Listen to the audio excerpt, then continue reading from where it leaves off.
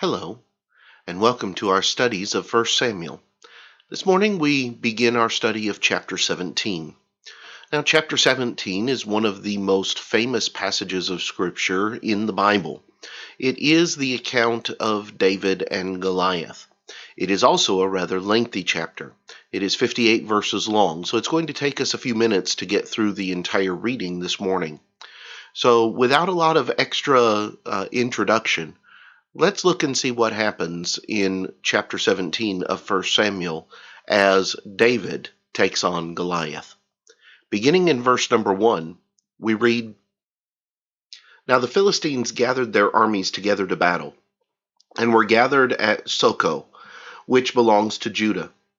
They encamped between Socoh and Azekah in Ephes-dammim. And Saul and the men of Israel were gathered together, and they encamped in the valley of Elah, and drew up in battle array against the Philistines. The Philistines stood on a mountain on one side, and the Israel stood on a mountain on the other side, with a valley between them. And a champion came out from the camp of the Philistines, named Goliath from Gath, whose height was 6 cubits and a span. He had a helmet of bronze on his head, and he was armed with a coat of mail, and the weight of the coat was 5,000 shekels of bronze. And he had bronze armor on his legs, and a bronze javelin between his shoulders. Now the staff of his spear was like a weaver's beam, and his iron spearhead weighed 600 shekels. And a shield-bearer went before him. Then he stood and cried out to the armies of Israel, and said to them, Why have you come out to line up for battle? Am I not a Philistine, and you the servants of Saul? Choose a man for yourselves, and let him come down to me. If he is able to fight with me and kill me, then we will be your servants. But if I prevail against him and kill him, then you shall be our servants and serve us. And the Philistine said, I defy the armies of Israel this day. Give me a man that we may fight together. When Saul and all Israel heard these words of the Philistine, they were dismayed and greatly afraid. Now David was the son of that Ephrathite of Bethlehem, Judah, whose name was Jesse, and who had 8 sons. And the man was old, advanced in years in the days of Saul.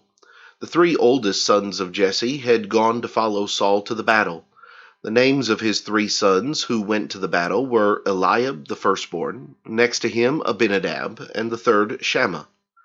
David was the youngest, and the 3 oldest followed Saul.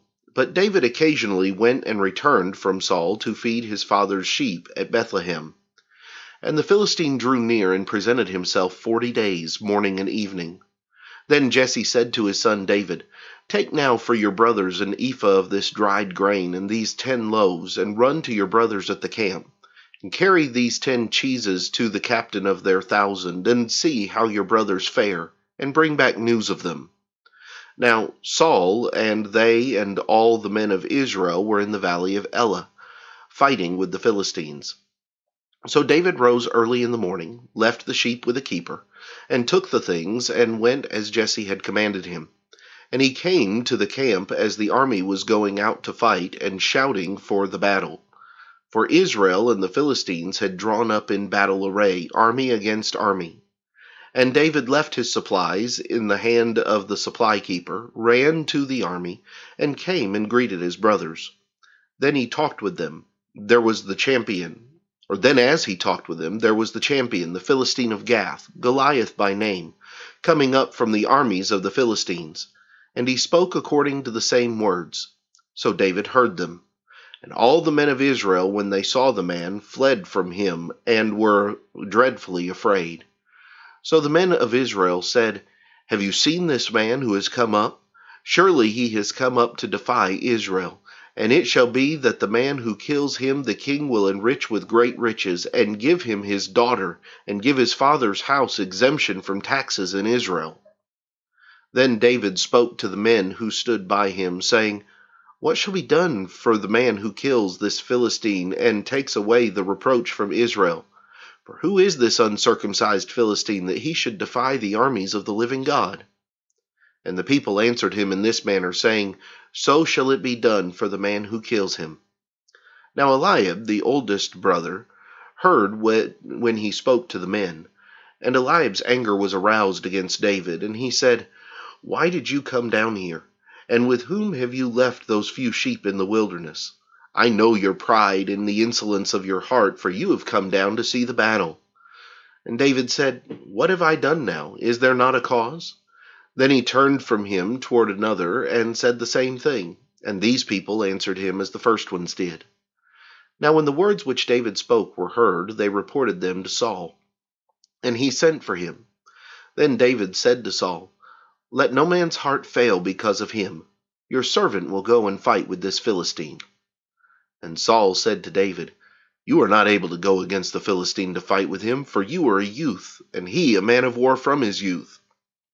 But David said to Saul, "Your servant used to keep his father's sheep, and when a lion or a bear came and took a lamb out of the flock, I went out after it and struck it, and delivered the lamb from its mouth. And when it arose against me, I caught it by its beard and struck and killed it. Your servant has killed both lion and bear, and this uncircumcised Philistine will be like one of them, seeing he has defied the armies of the living God." Moreover, David said, "The Lord, who delivered me from the paw of the lion and from the paw of the bear, he will deliver me from the hand of this Philistine." And Saul said to David, "Go, and the Lord be with you." So Saul clothed David in his armor, and he put a bronze helmet on his head. He also clothed him with a coat of mail. David fastened his sword to his armor and tried to walk, for he had not tested them. And David said to Saul, "I cannot walk with these, for I have not tested them." So David took them off.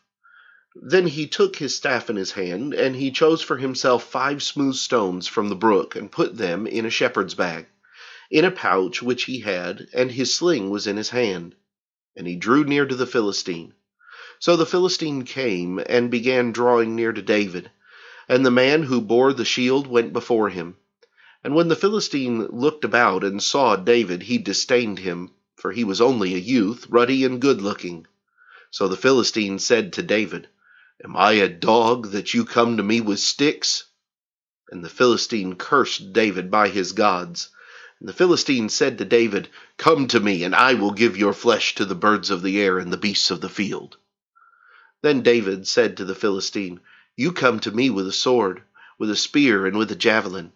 But I come to you in the name of the Lord of hosts, the God of the armies of Israel, whom you have defiled. This day the Lord will deliver you into my hand, and I will strike you and take your head from you. And this day I will give the carcasses of the camp of the Philistines to the birds of the air and the wild beasts of the earth, that all the earth may know that there is a God in Israel. Then all the assembly shall know that the Lord does not save with sword and spear, for the battle is the Lord's, and he will give you into our hands." So it was, when the Philistine arose and came and drew near to meet David, that David hurried and ran toward the army to meet the Philistine.